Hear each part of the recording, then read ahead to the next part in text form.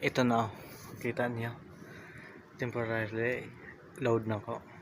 Nilagyan ko kasi ng timer ng contactor at saka timer. Ito na. Nakita natin. Okay. Ang oras is 8:47. Ang oras ay na 50. Okay na ang oras niya. Kailangan alas 9 patay na siya. Bukas naman.